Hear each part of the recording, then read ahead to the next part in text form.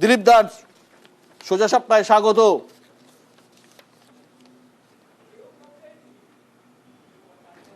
ধন্যবাদ।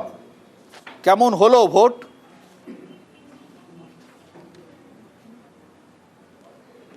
জোরদার হয়েছে, নরম গরম সবই আপনারা দেখলেন টিভিতে। সবচেয়ে মজার ব্যাপার যেটা হচ্ছে, বেশ কয়েক বছর পরে বর্ধমানের মানুষ খোলা মনে ভোট দিয়েছে। যে মহিলারা আমাকে হাত জোড় করে বলছেন দাদা ভোটটা যেন দিতে পারি, তারা ভোট দিয়েছেন।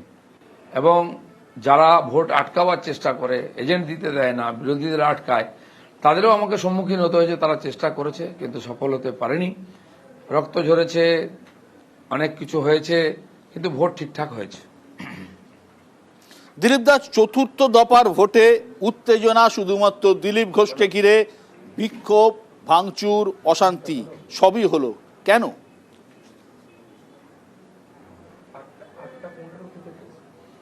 কেন জগন্নাথ সরকারকে আটকানো হয়নি? রানাঘাটে, সিউড়িতে দেবতনু ভট্টাচার্যকে আটকানো হয়নি? যারা এদের বিরুদ্ধে লড়বে, যারা জিততে পারে, তাদেরকে আটকানোর চেষ্টা হবে। আর সে আটকানোটা রাজনৈতিকভাবে নয়, শারীরিকভাবে, অনৈতিকভাবে, গুন্ডা দিয়ে, পুলিশ দিয়ে বারবার চেষ্টা হয়েছে। আমাকে ন্যায় হলো।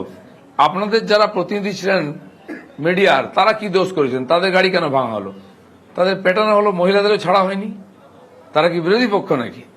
এই যে রাজনীতি চলেছে, গুন্ডামির, নোংরামির, ক্রিমিনাল পলিটিক্স, তার শেষ হয়ে আসছে, এটা বুঝতে পেরেছেন।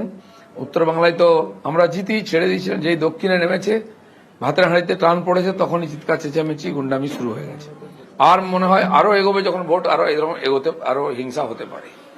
দিলীপ দা, 5 বছর ধরে মেদিনীপুর কেন্দ্রে আপনি জমি তৈরি করেছিলেন, টিকিট পেলেন বর্ধমান দুর্গাপুর থেকে, ছক্কা হাঁকাতে পারবেন?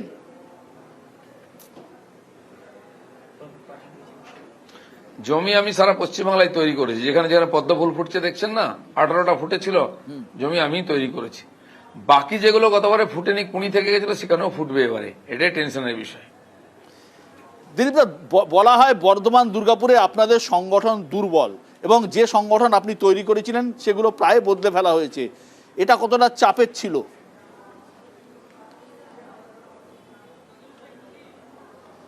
না দেখুন, মেদিনীপুরে তো দুর্বল বলা হয়। বিজেপির নাকি কোনো সংগঠন নাই, লোক নাই, তাও বিজেপি জিতে যাচ্ছে, 38-40% ভোট পেয়ে যাচ্ছে।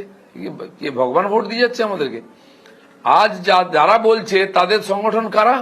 এই সমাজ বিরোধীরা, যারা এজেন্ট আটকায়, যারা ভোটার আটকায়, যারা নেতাদের আটকায়, এদের উপরে বেশ করে যারা রাজনীতি করছে, তাদের দিন খারাপ আসছে।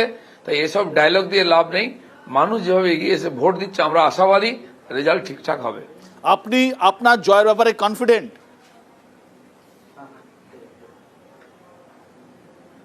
আমি জিততে এসেছি, প্রথম দিন থেকে বলে যাচ্ছি, আজও বলছি, 4 তারিখও বলবো এবং জিতবো।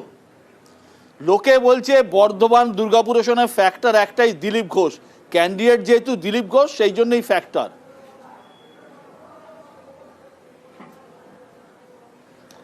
না দেখুন, দিলীপ ঘোষ একটা ফ্যাক্টর ঠিকই, কিন্তু প্রশ্ন হচ্ছে যে বর্ধমান দুর্গাপুরের মানুষ এই যে গুন্ডামির রাজনীতি, যারা বছরের পর ভোট দিতে দেয় না, তাদের বিরুদ্ধে লড়তে চাইছে, আর তার জন্য ভোট দিতে চাইছে। সেই ভোটটা ভালোভাবে হয়েছে আমার মনে হয়, সেদিকেই যাবে। আর আমাকে পার্টি অনেক আশা করে এখানে পাঠিয়েছে এই টাফ সিচুয়েশনে। আমি পুরো শক্তি দিয়ে লড়েছি, আমাদের কর্মীদের লড়েছি নিয়ে সঙ্গে, এবং মানুষ আমার সঙ্গে আছে, এটা আমার পুরো বিশ্বাস।